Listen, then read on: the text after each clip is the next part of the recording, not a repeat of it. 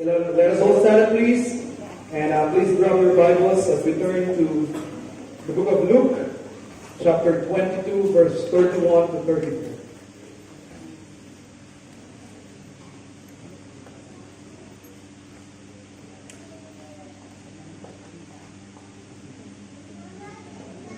Luke chapter 22, verse 31 until 34. Just a short conversation by Peter and the Lord Jesus Christ. Salit-salitan po natin basahin ang apat na verses na ito. I begin with verse 31. And the Lord said, Simon, Simon, behold, Satan has desired to have you, that he may sift you as wheat. I have prayed for you, that thy faith fail not, and when thou art converted, strengthen thy brethren. And he said unto him, Lord, I am ready to go with thee, both into prison and to death. And he said, I tell thee, Peter, the cup shall not thereof this way. Before that thou shalt thrice deny that thou knowest me. I want to get our title from verse 32, which reads, That I have prayed for thee, that thy faith fail not, and when thou art converted, strengthen the brethren.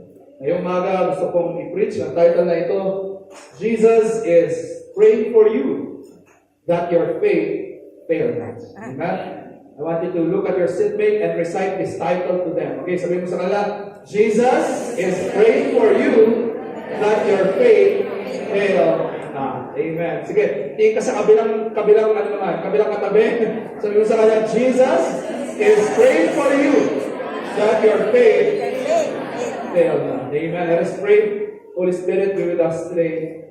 Give power and anointing to my lips and give understanding, Lord, to your people. Yes, God. I pray, Lord, that you will erase pride in our heart. You will erase, Panginoon, self-sufficiency. And after this preaching, what we would have is humility and total dependence on you. And Lord, we want to thank you in advance for what you will do in our midst today. And ultimately, Lord, we want to thank you because we are assured that because you are our great high priest, you are praying for us, that our faith would not fail. Lord, as a pastor, I do not like, Lord, that people here would backslide and their faith would fail and would grow cold. Lord, it's a sign of the time that the love of Christians will wax cold. I pray, Lord, that your prayer will be answered, that our faith would not fail. Help us, Lord, as we digest this short story. In Christ's name we pray. Amen. Thank you, and you can now be seated in the presence of our God. Let's start with the context of this story. Our verse happened one night before Jesus was crucified. It is known as the Passover feast, or during this time, they were eating their last supper. So, ito na ang ulit kanilang supper, and tomorrow, ipapapa na si Jesus Christ. And nakakatawa because in this chapter, you will see that what was happening here is the apostles were debating among who is the greatest among them. Imagine, Jesus was about to die the next morning and they were still debating who is the greatest among them. Ano ito? Kayabangan ito eh. They want to be preeminent. They want to be more than the others. And so they were talking, who is the greatest among us? And in that conversation, very awkward conversation, who is the greatest among us? Sumingit si Jesus Christ and dropped the bomb to Peter and his companion. Sabi niya, drop down. Next verse, please. Sabi niya, and the Lord said, Simon, behold, Satan has desired to have you. So imagine, kita niyo ito nagdidebate sila, ako ang greatest. Sabi ni Peter, no, I'm the spokesperson of the 12. Probably I'm the greatest in the kingdom. John said, no, I'm the closest, so probably I'm the greatest. And then suddenly Jesus said, oops, Peter, let me tell all of you, Satan has desired to have you, that he may sift you as wheat. And then sabi niya, nagbigay siya ng encouragement niya. But I have prayed for thee, that thy faith fail not. And when thou art converted, strengthen the brethren. So the conversation became so serious, and then he gave his encouragement. And then next verse, drop down, sabi niya, and he said unto him, Lord, bigla na namang nagmayabang si Peter, sabi niya, Lord, I am ready to go with you, both in prison and in death. Yaman eh. Lord, kahit saan ka pumunta, sasama ako sa iyo. But then Jesus said to him, he rebuked Peter again, sabi niya, and he said, I tell thee, Peter, the cock shall not crow this day before thou shalt thrice deny that thou knowest. Then of course, alam natin yung story, hindi na natin babasahin. But after this, after the Last Supper, si Jesus Christ na po hinuli na, he went to trial, and he was crucified. And so, we want to learn this morning 4 spiritual lessons that we can learn from this conversation that Peter had with the Lord Jesus Christ. Okay, so you ready to learn? Yeah. Okay, first spiritual lesson here. Satan is a real enemy, opposing God's will in this world and in our life. Kung naka-red letter po ang inyong mga Bible, makikita niyo po na naka-red letter po ang portion na yan. Which means, those are the very words of the Lord Jesus Christ. Siya mismo ang nagsabi nito. At anong sabi ni Jesus Christ? And the Lord said, Simon, behold, Satan. From the very lips of Jesus Christ, binanggit niya ang reality ng existence ni Satan. I want to tell you folks, Satan is real, and he is here in this world, opposing God's will for this world, and opposing God's will in our life. Amen. Secular education is trying to deny the existence of God. But at the same time, secular education is trying to deny even the existence of Satan. Sabi lang, wala naman talagang demonyo. Relative lang ang devil. Kung sino yung nangaaway sa'yo, baka siya sa Satan. In fact, we even use Satan as a scarecrow for kids. Ano yun, anak, behave ka. Pag hindi, papakain kita kay Satan, ha? Ginawa natin scarecrow at panawag lang sa Satan. But no! Satan is a real enemy, and he is here opposing the will of God in your life. Kaya nga, let me remind you, Satan was once Lucifer, amen? Satan was once Lucifer. Satan was once the morning star. He was the most beautiful creature in heaven until he rebelled against God. In fact, Satan's body was instrument itself. Siya ang court director ng langit. At napakaganda niya, at napakagaling niya. But he rebelled against God. In fact, Satan is very influential. That when he rebelled against God, 1/3 of the heavenly host followed him in rebellion. What is this? Satan is here with his demons, and they are real, and they are out there, just like a roaring lion, seeking whom they may devour. In fact, ginaya ni Satan si Jesus Christ. Jesus Christ is called the Lion of Judah. And what is Satan? The roaring lion. Jesus is the Prince of Peace, and Satan became the Prince of the power of the air. He is real, and he is out here to discourage us. At sabi nito, he may sift us as wheat. Yan yung goal ni Satan. He is here, he is real, so that he will sift us. His plan is to sift us as wheat. Sayang lang, walang farmer sa atin ngayon, or meron ba? But this is an agricultural term, na para bang sasalain yung grain, pagkatapos mong kunin lahat ng palay, kailangan mo siyang salain, hanggang sa mahanap mo kung ano yung totoo at hindi. So dadaan yan sa process. Sasalain, they will pound it, they will grind it, that's the sifting process. Until you will find what is the chaff and the wheat. Yung chaff po dito, yun yung parang balot niya, parang kamukha niya yung grain. Pero walang laman. Hindi siya totoo. At hahanapin din niya yung totoo, yung wheat. Dahil yun yung mga tunay na anak ng Panginoon. And Satan's desire is this, salain niya tayo. At gusto niya malaman, sino ba sa mga tao ito ang tunay na may Panginoon sa kanilang buhay. And if you remember someone, naalala niya yung someone na memory verse natin, sabi niya, the ungodly are not so, but are like the chaff which the wind driven away. Ano yun? Kapag ikaw ay walang laman, ikaw ay hindi tunay na anak ng Panginoon, hindi ka tunay na nananampalataya sa Kanya, Satan will grab you and the wind will just, alam mo yung tatangay ka ng temptation, itatangay ka palayo. Bakit? Hindi ka tunay na anak ng Panginoon. Pero ang gusto malaman ni Satan dito is this. Sasalain niya tayo para makita niya kung sino ang mga tunay na anak ng Panginoon. Gusto niya malaman, who is the weak? See us as weak. I want to see who the real Christians are. Because, what is his goal? Drop down. We know this. The goal of Satan for the real followers of Jesus Christ is this. To tempt us, or secondly, to give us trials. Laging dalawa po ang ginagawa ni Satan sa atin. It's either to give us seeming good things, mga maganda sa mata, mga pleasurable, mga bisyo, at kung ano-ano mga temptation na pwede niyang ibigay sa atin na maganda sa ating mga mata. And he will do that to get us away from God. But secondly, he will also use trials. Mga pahirap sa ating buhay, mga tao na maninira sa atin, mga tao na magbabagsak sa atin, mga kalamidad, all of the sufferings that you are experiencing, the devil is using this. What's the reason? To discourage you and get you away from God. Satan is out there. And he wants to discourage you. For you to forget about God, for you to, alam mo yun, parang itangay ka sa Panginoon because His will, Satan's will, is to oppose the will of God. Nung kami po ay nasa Bible school, lahat kami nagbibiroan dito, na si Satan talaga, wala naman talaga siyang agenda sa mundo.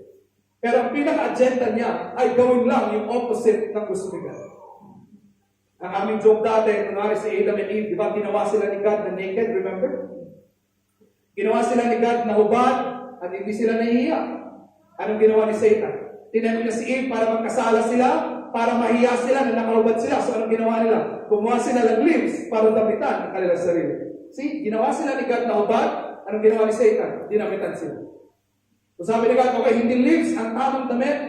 Dapat animal skin because this represents the blood that was shed for your sin. So dinamitan ni God sila ng goat skin. So ano naman gagawin ni Satan? Ayun, na dinamitan tayo ni God. Anong gagawin ni Satan? Inuhubaran niya naman tayo. So finds out, right? But you know what? It's the reality. Wala naman talagang agenda sa Satan dito. But to oppose the will of God. God wants you to be holy. So what will Satan do? He will tempt you to worldliness. God wants you to be prayerful. So Satan will tempt you to be busy.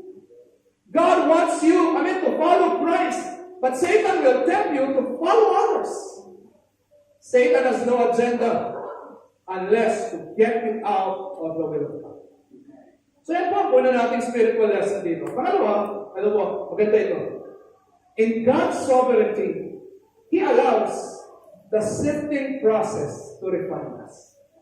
So firstly, it's true Satan is out there and he wants to sift us. He wants to discourage us and he wants to get us away from God. But here, in God's sovereignty, God is allowing it. Mahirap itong mayain, mahirap itong kainin. But this is the reality of Scripture. Si God mismo ay inaalam niya ang devil to give us sufferings. Inaalam niya si Satan to tempt us and to give us trials and sufferings. Why? Because even God is sovereign over the devil. The devil is not in the same level as God. Hindi sila yin-yang na opposites. Hindi sila magkalaban sa chess na black and white. No. As Martin Luther have said, even Satan is God's Satan. Ano yun? Kahit si Satan, kailangan niya mag-submit sa authority ni God. But in God's sovereignty, si God, control niya ang lahat. Sabi niya, okay. Sige, devil, I will allow you to tempt and give trials to my children. But God has a bigger goal. And what is that goal? To refine us. Amen? Amen. To sanctify us and to bring out the best in us. Kaya sabi niya sa verse na ito, and the Lord said, Simon, Simon, behold, Satan has desired to have you. Yung word na desire na yan, hindi lang yan basta gusto. Pero yung Greek translation yan is parang Satan is asking permission. Para ba ganito? Satan asked permission from me to tempt you and to give you trials and to have you. Satan asked permission from God. At you know what, mga kaibigan, hindi po ito bago. Because even in the Old Testament, nangyari na to, right? Remember the story of Job? Look at the story. There was a man in the land of Uz whose name was Job. And that man was perfect and upright and one that feared God and shunned evil. Now there was a day when the sons of God came to present themselves before the Lord.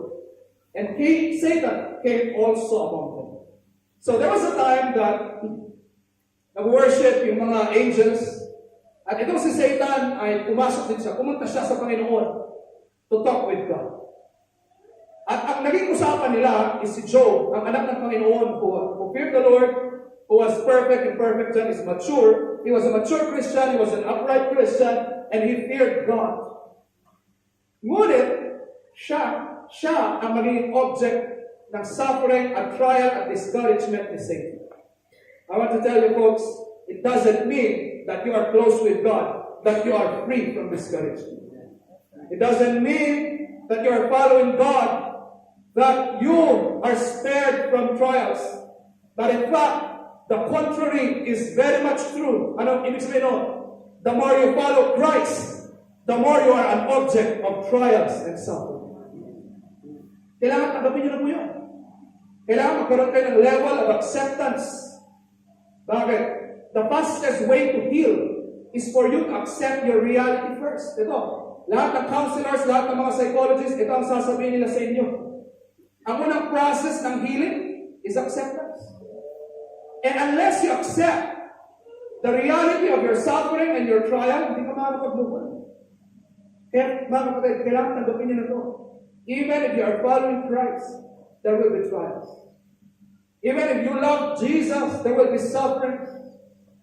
It's the reality of life. And so si Satan, pumunta siya sa presence ni God, and then what happened? Look at this story.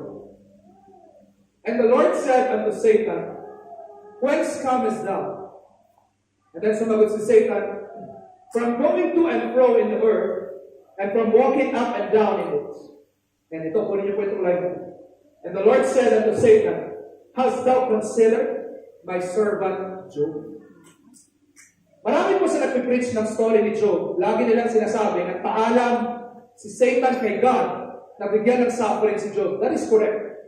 Pero ang karaniwan na miss sa story na ito is this. Sino ang nag-initiate ng suffering? Sino ang nag-initiate ng suffering? It was not even Satan. It was God. Sabi ni God, okay, Satan, nakita mo ba yung anak ko na yun? Si Job. He fears me. He loves me. He is following me. Have you considered him? Kinonsider mo na ba na bigyan siya ng trial and suffering? Na-consider mo na ba na bigyan siya ng test? Imagine, it was God who initiated this conversation. Satan, have you considered my servant? Pero, tingnan niyo yung verse na ito. And then what happened? And Satan answered the Lord and said, That Job feared God for nothing. Hast not thou made an hedge about him, and about his house, and about all that he had on every side? Thou hast blessed the work of his hands, and his substance is increased in the land. Ano po ito? Sabi ni Satan, para maintindihan po ito, sabi ni Satan kay God, sabi niya, God, mahal ka ni Job. At hindi ko siya kayang ibigyan ng suffering kasi naglagay ka ng hedge about him. Hindi ko siya kayang bigyan ng suffering because you put a hedge about his house. I cannot attack him because there was put a hedge on every side about him. Imagine, si Satan mismo ang nakarealize that God's protection is around us. Diba? At kailangan ma-realize niya, God's protection is about you. His hedge of protection is on you. It's on your family. It's on you every side. And God has blessed the work of your hands. And God has increased your substance greatly. Kahit si Satan, nare-recognize niya that God is protecting us and preserving us and even giving us provisions. Kaya sabi niya, God, paano mo naman bibigyan ng suffering si Job? Protektado mo yan. So anong sabi ni God? Drop down. Sabi ni God, And the Lord said unto Satan, Behold, all that he hath is in thy power, Only upon himself put not forth thine hand. So Satan went forth from the presence of the Lord. Sabi ni God, okay, sige. Ganito na ang aking gagawin. Ibababa ko ng konti ang aking protection. And everything that is in his hands, lahat ng kanyang pagmamayari, sa'yo na. Except isa, yung kanyang buhay. Dahil ako ang nakahawak ng kanyang buhay. Sige, sa'yo na lang. So you know the story, right? So Satan killed the 10 children of Job. Satan killed all the animals of Job. Satan gave boils to Job from head to toe. What a suffering. Isang araw lang nangyari na ito. God said, tinawag niya mga friends ni Job, puntahan niyo si Job, i-criticize niyo si Job. Sabihin niyo sa kanya, akala ko ba may Diyos ka? Bakit nagsasuffer ka? Yung malalaman ng mga kaibigan na critical. Yung pag nagsasuffer ka, lalapit sila sa'yo, sabihin lang, akala ko ba may Diyos ka? Pag nagsasuffer ka, diba? Not only that, Satan even influenced the wife of Job. Ano sabi ng asawa ni Job sa kanya? Job, just curse God and die. What a suffering! All happened in one day. And 17 chapters ng Book of Job nagamit para sa reklamo ni Job. Basahin niyo po ang Book of Job. By the way, Book of Job is the Proverbs of suffering. If you are suffering, read the Book of Job. Dami ng reklamo doon. At makikita niyo pag binasa niyo, lahat din ng reklamo niyo, pag nagsasuffer kayo, andun. Lord, hasan ka. Lord, ang unfair mo. Ang daya mo, Panginoon. Nag-serve ako sa iyo, ganito mangyayari sa akin. Lord, bakit yung mga kriminal sila ang nabibless? Ako hindi. Di ba ganito ang mga reklamo niyo? Andun natin sa Book of Job, basahin. But then, sa dulo niya, God's grace was upon Job. Job was encouraged. At ano ang conclusion ni Job? Look at this. But he knoweth the way that I take. When I have tried me, I shall come forth as gold. Amen. Mga kapatid, Satan. God is allowing Satan. Go ahead. Sige. Try my children. Tempt my children, but I'm going to tell you, they will come forth as gold. Amen. Sige, bigyan mo sila ng suffer, and many of you know this, folks. Many of you have suffered a lot. You know this. When you look back on your suffering, you are more matured right now. You have more sense of responsibility right now. You are more humble right now. You are more dependent on God right now because you came forth as gold. Amen. The blessed be. Kaya sa New Testament, huwag niyo po makakalimutan ang verse na ito, okay? I-memorize niyo ang verse na ito para pag nag-suffer kayo, i-recite niyo ito sa inyong sarili. You are troubled on every side, yet not distressed. We are perplexed or we are confused, but not in despair. Persecuted, but not forsaken. Cast down, but not destroyed. Oh, ganda, di ba? Ganda ang verse na ito. Memorize this. Amen. Come on, I want you to look at your seatmate and recite this verse to your seatmate. Sige, sabihin mo sa kanya. Sabay-sabay natin i-recite. Tapigin mo siya, sabihin mo, we are troubled on every side, yet not distressed. We are perplexed, but not in despair. Persecuted, but not forsaken. Cast down, but not destroyed. Good. Amen. Folks, tandaan nyo ito yung construction ng sentence na ito, trouble, negative yun. Pero, yung distress, mas negative yun. So, kung nyo, you can be troubled, light lang. But you will never be distressed. So, ano yun? Hinahayaan ka ni God na ma-confused, but not in despair. Hinahayaan ka that the devil will cast you down, but not totally destroyed. Because God is still in control. Kaya nga po, huwag na po kayong ma-depress. Amen? Come on, look at me. Talk to me, God. Huwag na po kayong ma-depress. God is using these sufferings to refine us. His fire is a refiner. Pinipino tayo to make us more like Christ every day.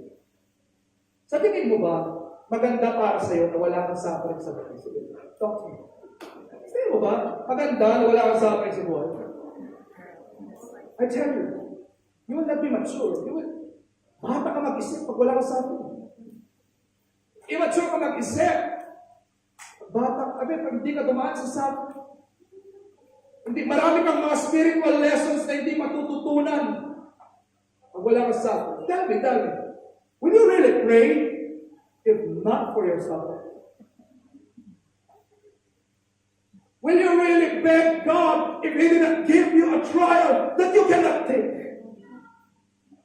Will you really go to God pag hindi mo naranasan yung wala ka ng mautapan, wala ka ng matakbuhan, wala ka ng makausap? Doon mo natututunan ng dependence state. Amen? That's the second. The third lesson we can learn here is this. Ito maganda. Christ promised us His prayers, His preservation, and a purpose for our sufferings. So, sinabi niya kay Peter, Satan has desired to harm you. But then, dinawin niya. Nagbigay si Jesus ng kanya encouragement. Sabi niya, but I have prayed for you. Dito pinapakita ang high priestly role ni Jesus Christ. Siguro ang tanong nyo, anong ginagawa ni Jesus Christ sa langit ngayon? Nagkakape? Hindi po. He is there, praying for each one of us. Amen. Praying that our faith would not fail. He is praying for us. Pipray na tayo, Lord, sana itong mga anak ko hindi bumagsak sa tukso. Itong mga anak ko, sana hindi matempt sa kayamanan. Hindi matempt sa fame, sa power. He is praying for us. Lord, sana itong mga anak ko hindi sila ma-discourage pag meron silang mga trials. Lord, please, I am praying for them that their faith would not fail. And I tell you folks, this is also the command of God for the church. That we will pray for each other. That our faith fail not. Amen, church? Amen. Members? Amen. Can I hear an amen from you? Amen. This is our job, right? Amen. To pray for each one that our faith fail. Alam niyo sa labas, sa mundo, everyone is not really praying for others to succeed. Pilipino tayo, alam natin to. What is the world doing? We are wishing others to fail, to fall down. Pag may umangat konti, nakataas ang ating mga kilay, sana bumagsak ko. Pumunta ka sa abroad at na-promote ka, sinong unang hahatak sa'yo? Hindi. Ganyan ang mundo. But the culture of God's church and kingdom must be different. That we are praying that our faith fail not. That we are praying. Diba pag may nangyayari, Lord, bless mo yung brother niyo, palakasin mo siya. Hindi yung pag nakita mo nagka-problema siya, tayo pa. Sabi ng mga young people, the sword.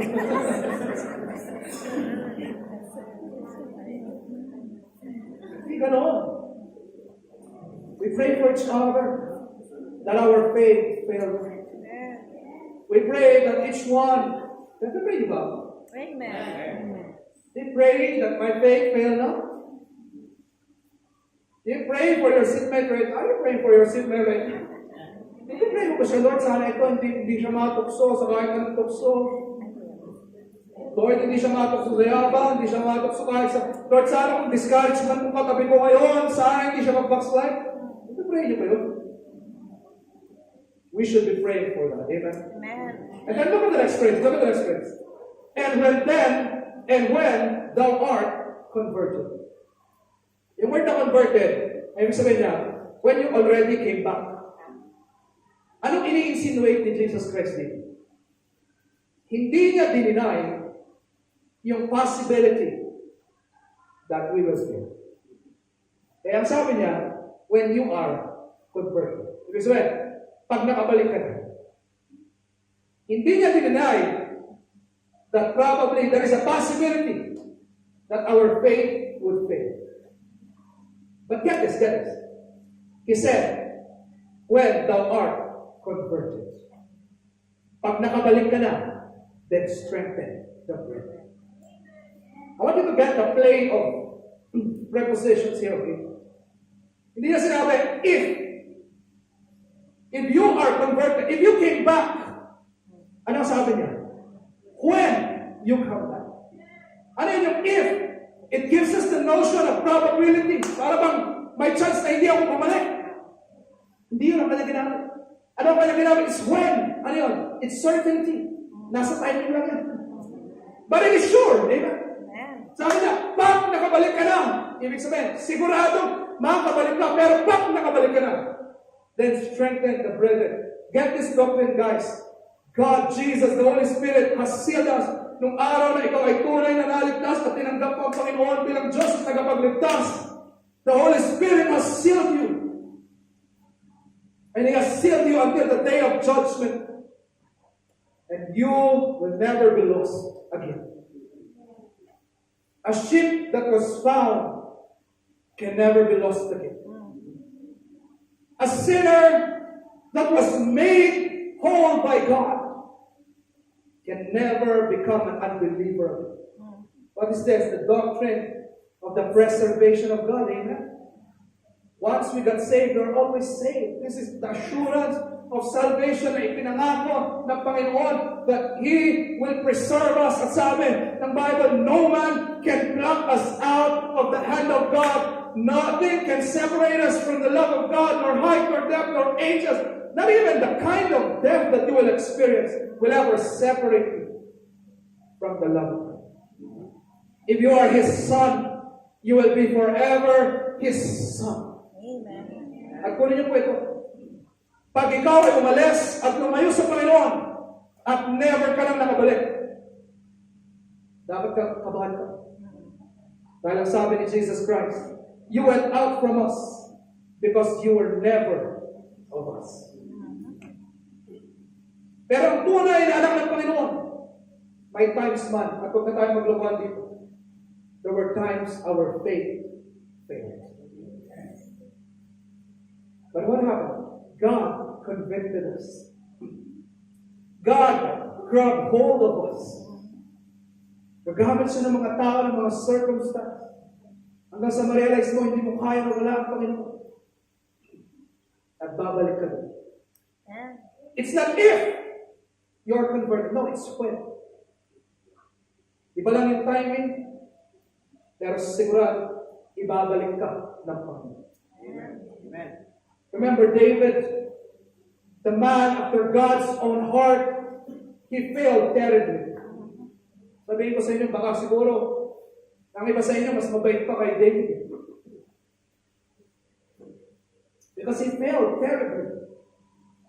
Committed adultery, committed even murder.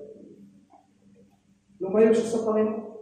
Pero anong ginawa ni God? Gumamit siya ng isang prophet Nathan. Pinuntahan niya si David at sabi niya, David, kakasala ka sa harap ng Panginoon. Imagine, pwedeng ipapatay ni David si Prophet Nathan. Uy, hari ako. Ano ko nililig yun? Pwede na gawin. Nathan was used by God to rebuke him. David, you're sinning against God. Ang sabi ni David, siya ay umiyak, siya ay naglagay ng sackcloth, siya ay nag-fast, siya ay nag-repent. At ano ang kanyang prayer? Lord, sabi niya, restore unto me the joy of my salvation. Ano niya? Nakabalik siya. Paatuloy na lang ng Panginoon, binabalik niya.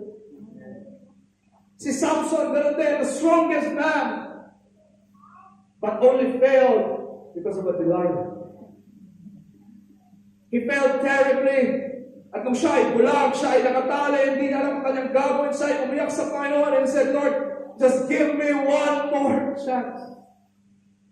Sabi na gano'n, God give you the Holy Spirit, inulang niya yung poste, namatay ang Philistines, kasama siya. But at least, before he died, kabalik siya sa Panginoon.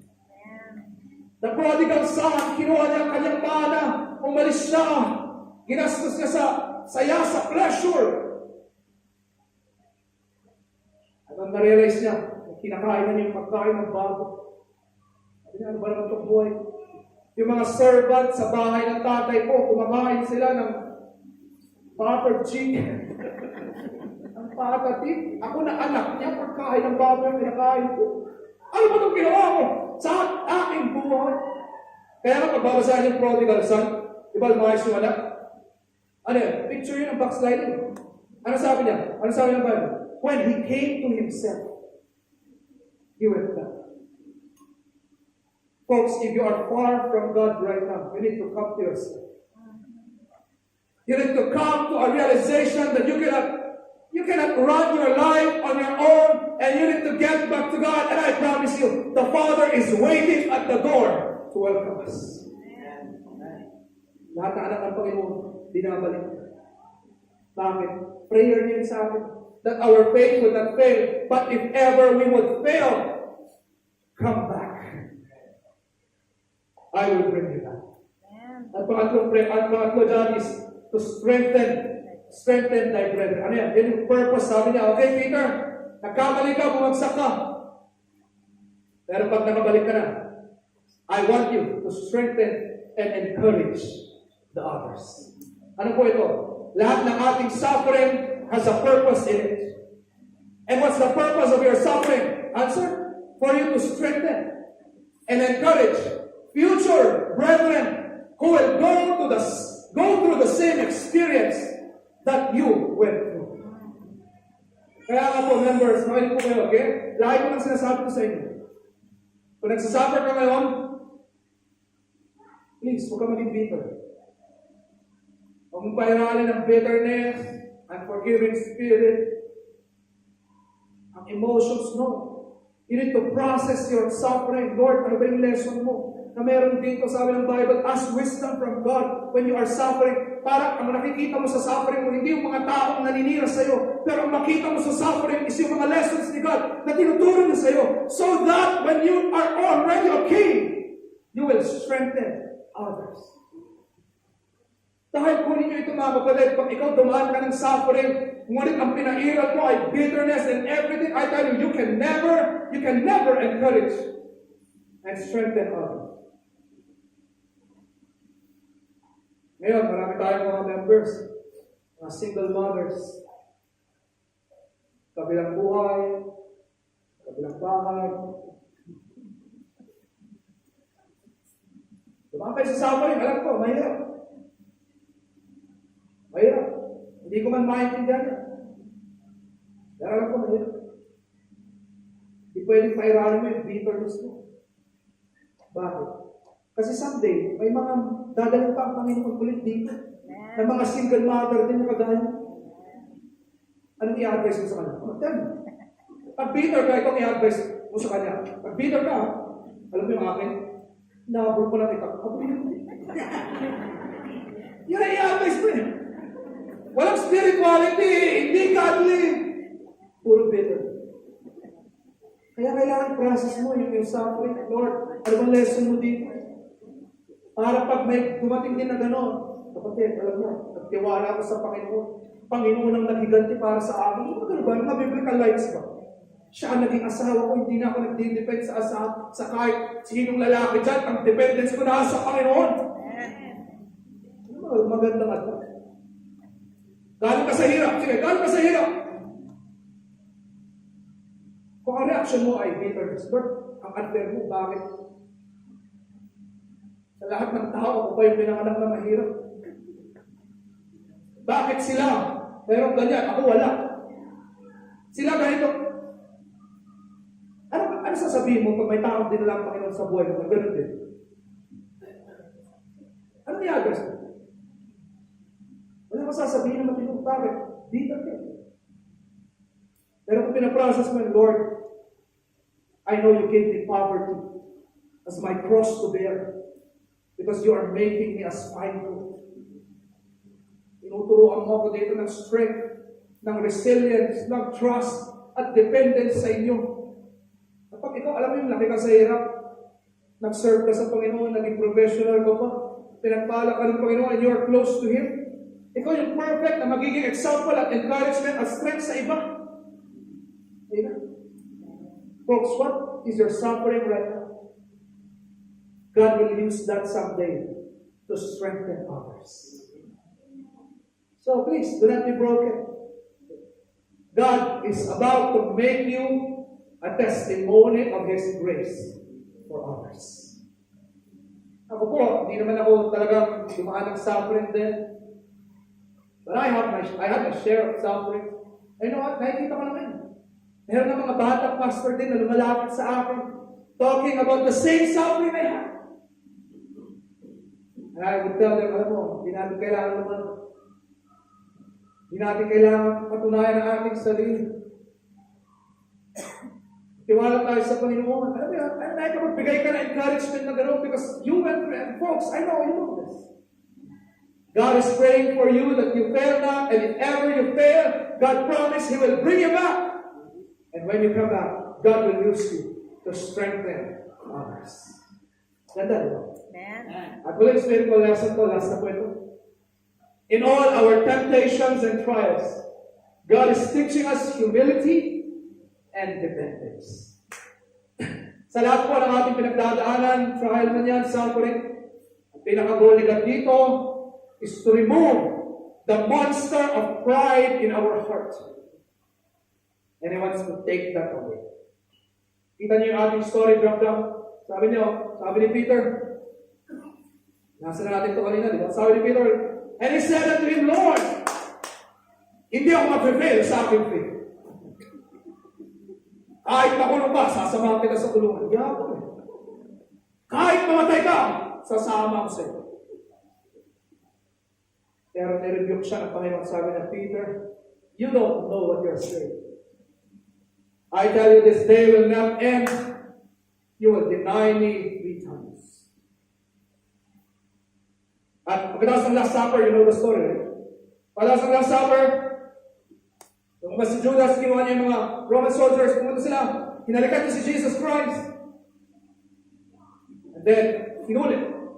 Sa galit ni Peter, ang ginawa niya, hinubat niya yung kanyang espada, sinubukan niya putulin ng ulo ng sundalo, nakailag yung sundalo, at natamanis yung tenga, kinuha ni Jesus Christ yung tenga, pinulit niya. At anong sabi niya kay Peter? Peter, get thee behind me, Satan. Imagine, pinag-uusapan lang nila si Satan doon sa Lord's Supper, sa Last Supper. Ngayon, anong tawag nila kay Peter? Satan, let's go. Bakit mo pinutol? Ano ka ba? Parang hindi ka natuto sa akin. Revenge is not our attitude. At isa pa, bakit mo sila pinipigilan? Ulihin ako. Plano to ng Panginoon, tinuro ko na to sa inyo. Kailangan ko mamatay para bayaran ko ang kasalanan mo. Tapos ayaw. Peter, nauna ka ng emosyon mo. So inuli na si Jesus Christ, kinabahan na lahat ng mga apostles. They were bringing Christ, ang daming sundalo na makaligid sa Kanya. Anong ginawa ng mga apostles? Lahat sila umatras. Lahat sila sumusunod sa malayo, nagtago. May lumapit na tao kay Peter. Sabi, Peter, di ba kasama mo si Jesus Christ? Sa kaban niya, na baka pati siya hulihin. Sabi niya, hindi. Second person came Peter, you know Christ, right? No! And the worst, the third, was a young lady, a young child, batang babae. Dati siguro parang si Cassie lang ito. Lapit siya sa akin, Peter Ross, you know Jesus, right? Ang liit na babae. Anong sagot ni Peter? He started cursing Jesus Christ. Sabi niya, I do not know that man. Sa batang babae, hininay mo si Jesus Christ. It's the worst. Tumilap ang manok, naalala ni Peter, yung prophecy ni Jesus Christ, that He will deny Him 3 times. Siya ay nag-bitter, siya ay tumakbo, umiyak. The Bible says He went back fishing. Yung 10 mga disciples, ganun din, they went back fishing. At kung si Jesus Christ ay nakapako sa cross, sino na lang naiwan? It was John. Hindi si Peter, wala si Andrew, wala si Bartholomew, lahat, 10, wala. They went away. Bakit? Kung sila nagyaman. And if you will trace this back, kapag ipa-flashback natin, anong pinakarason bakit bumagsak si Peter at yung mga ibang apostol? Pag ipa-flashback niyan, when Jesus Christ was on the Garden of Gethsemane, sabi niya kay Peter, saka sa mga apostles niya, bukas, mapapako na ako sa cross. Magpe-pray ako sa bundok. Naiwan kayo dito. Mag-pray din kayo. Pagkat si Jesus sa bundok, nag-pray siya 1 hour. Pagbalik niya, anong naabutan niya? Tulog sila. Wala nag-pray eh. Tulog na. Sabi niya, can you not pray 1 hour? Sabi niya, the spirit is willing, but the flesh is weak. At sabi niya, watch and pray watch and pray so that you will not fall into temptation. Sinabi niya kila Peter, watch and pray. Dapat prayerful ka lagi. Okay, sige, ulitin natin. Akit ulit ako. Pray kayo. Maagat niya. Pagbaba niya, ay, tulog pa rin. Ano yun? They were full of self-sufficiency. Akala nila kaya nila ang Christian life without them depending on the Lord in prayer. And I tell you, hindi mo kaya ang buhay mo na wala pa. At ano nangyari dito? Alam natin, namatay na si Jesus Christ, right? They went back fishing. On the third day, Jesus Christ rose from the dead and he stayed 40 days here on this world. At anong kanyang ginawa? Binalikan niya yung mga apostles. And ano nangyari dito sa next chapter? Dito sa book of John, binalikan ni Jesus Christ si Peter sa seashore. At sila ay kumain ng fish. At habang sila ay kumakain, naalala yung story, right? Tinanong ni Jesus Christ si Peter ang 3 tanong. Sabi niya, Peter, lovest thou me more than this? Ang sagot ni Peter, Lord, thou knowest that I love. Pangalawa, sabi niya, Peter, mahal mo ba talaga ako? Lord, alam mo, mahal mo. And for the third time, ito, he said unto him the third time, Simon, son of Jonas, lovest thou me? And then ano nangyari? Peter was grieved. Siya ay umiyak because na-realize niya, 3 beses ko dininay si Jesus Christ. Ngayon 3 beses niya ako tinatanong kung mahal ko ba talaga siya. And knowing Peter, siguro ang sagot niya dito, kung hindi dumaan si Peter sa suffering, probably ang sagot niya dito, Lord, ako ba? Mahal kita. Ako ang apostol mo na pinaka-nagmamahal sa'yo. Ako ba? Kung hindi siya dumaan sa suffering, I'm sure ganun siya sasagot. Pero dahil dumaan siya sa suffering, he was grieving his heart. Na-imagine mo yung kanyang mukha, nakatingin siya sa ground, nakayuko ang kanyang pulot, sabi niya, Lord, thou knowest everything. You know that I love you. At ang sabi ni Jesus Christ, then feed my sheep. Mga kapatid, how I wish madaling matanggal ang kayabangan sa atin. But I tell you, lahat po tayo ay mayroong tinatagong yabang sa ating puso. Bakit nasa slide ang ego? Kasi may ego ka. Kaya may nasa slide. Bakit ganon? Sa workplace, hindi ka nakakontento na kilala nila yung pangalan mo. Kailangan pag mayabang mo yung credentials mo. Pag mayabang mo yung title mo. Pag mayabang mo yung transcript mo. Ganon. You know what? This world, ang tingin ng mundo sa humility, it's weakness. Pag humble ka, ang tingin niya sa'yo, parang pwede ka nilang abusun. Kaya anong ginagawa ng tao, ng lahat ng tao? Tinatry natin ang magyabang, ang mag-boast, ang magpakita ng aura at magpakita ng countenance na alam mo yun, parang kaya ko ito. In fact, people are attracted with proud leaders. Minsan ang gusto natin, yung leader na may dating. Yung leader pa na mayabang, maangas. Because we think being proud is strength. And we think humility and meekness and gentleness is weakness. But people today, they're attracted with proud, maangas, madating. Yung pag nagsalita, alam ko talaga may pagpamay ito. Why? Lahat po tayo ay meron tinatagong yabang sa ating mga puso. And I tell you, sa sobrang yabang natin, dinidinay natin na mayabang tayo. And ang yabang sobrang subtle niya. Na habang pinipreach pa, binabanggit ko yung word na kayabangan ang nasa isip ko. Pastor, hindi naman ako yun. Patabi ko siguro. Kung tayo kayabang. How I wish that God can teach us humility. Kaya repeat natin this year, right?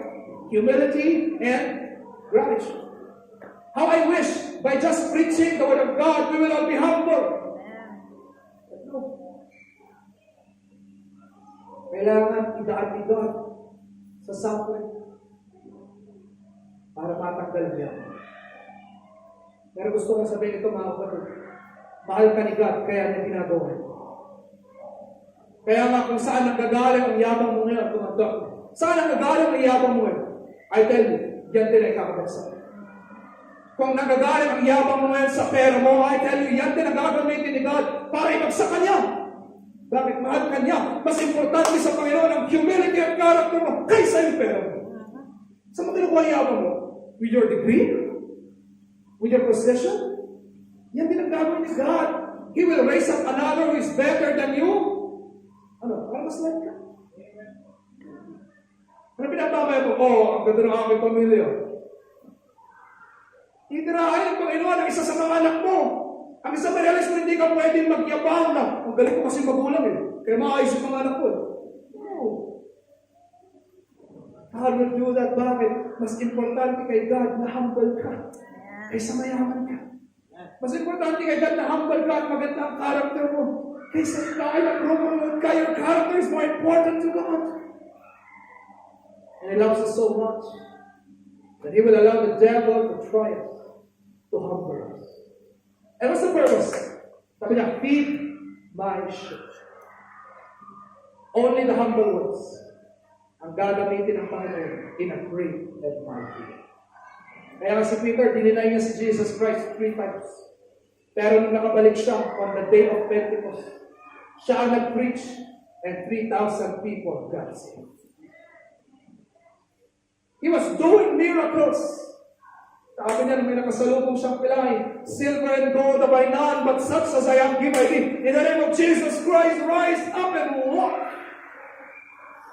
Dahil yung mga humble ang ginagamit ng Panginoon. Natatandaan ito, merong temptation sa mundo na kailangan mong magyabang para meron kang ma-accomplish na maraming bagay. No. At kung titignan mo yung mga taong naging successful pero mayabang sila, hindi ang Panginoon ang nag-glorify sa kanilang success. Sarili din lang nila. But if you want God to use you greatly, you need to push down yourself and let God use you.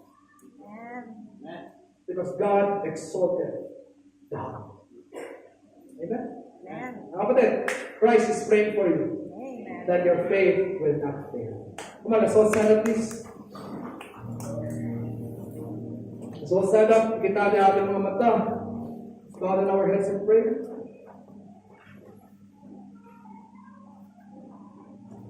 And I want to give you time this morning. I want you to talk to God. Ano man ang na-realize mo sa preaching night? Start by saying sorry probably, Lord. Forgive me for being proud. Forgive me for not being prayer. Hindi ko alam baka dumadaan ka sa suffering. Sabihin mo, Lord, bigyan mo ko ng wisdom. Come on, talk to God.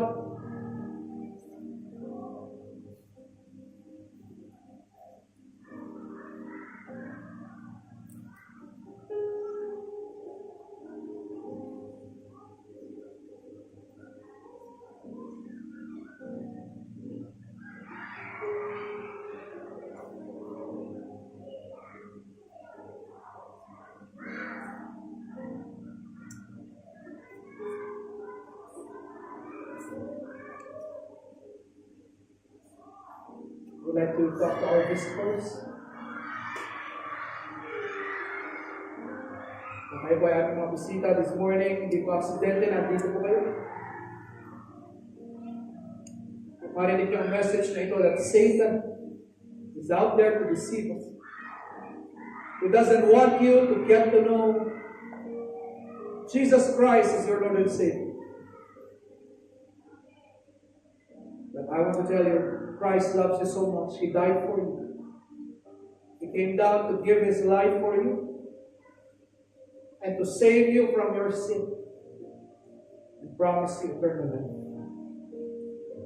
The Bible said if you will only repent of your sin and believe in Him as your Lord and Savior and call to Him, receive Him in your heart as Lord and Savior, you will have Him in your life as Lord and Savior. Sa aming mga bisita, mayroon po akong simpleng panalangin dito, panalangin ng pagtanggap sa Panginoon. Panalangin ko na tanggapin mo siya ngayong araw na ito. Sumunod ka sa panalangin na ito. Gawin mong panalangin mo para ako ay guide mo lang. And receive Christ today. Kung naka-ready ka na, follow me. Heavenly Father, inaamin ko po na ako ay makasalanan.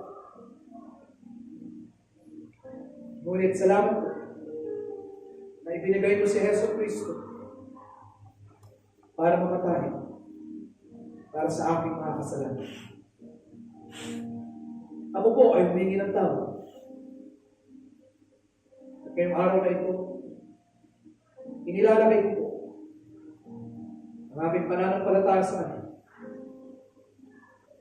At tinatanggap siya sa aming buhay bilang aming Diyos pagkapagligtas.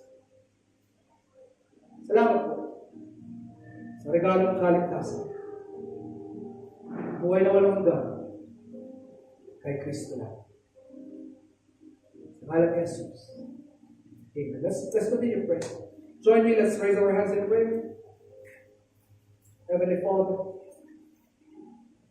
I want to pray a benediction prayer, Lord, for all of our members who are being tried by Satan right now.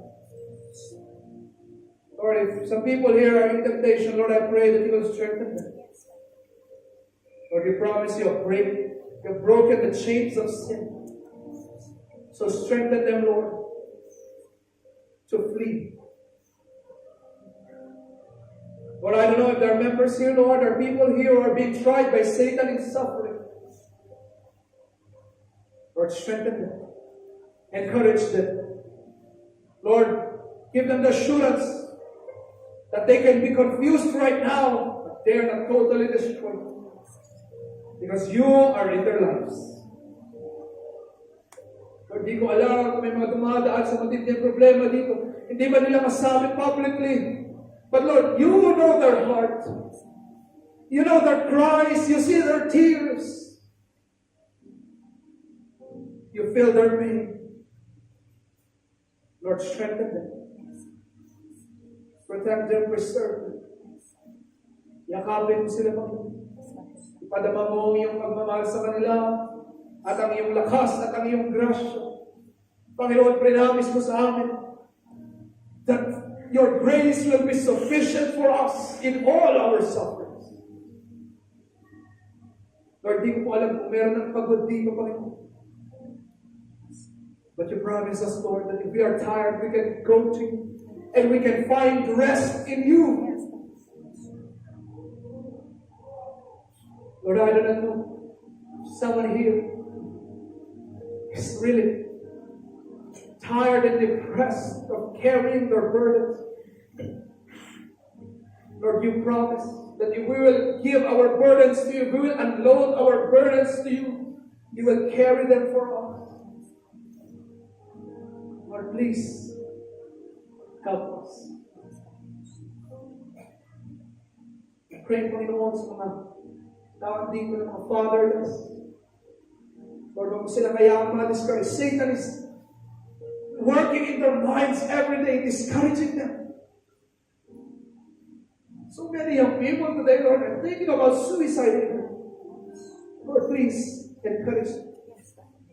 Lord, remind them that you are the Father of the fatherless, the husband of the widows, the God of those that are oppressed. You are our shield and buckler, our light and our salvation. Strengthen us, Lord, with your words, with these promises. Teach us to stand on your promises that we will never crumble in our faith. And ultimately, Lord, sa lahat ng mga nagsasuffer dito, I pray, Lord, that this suffering will not push them away from you, but will draw and push them closer to you. Because, Lord, we need you. We need you every hour. We need you every day. We cannot do this without you. We need you. Lord, we praise you, we adore you, we worship you. Thank you, Lord. In Christ's name we pray. Amen. Palakpakan po natin ang ating Panginoon.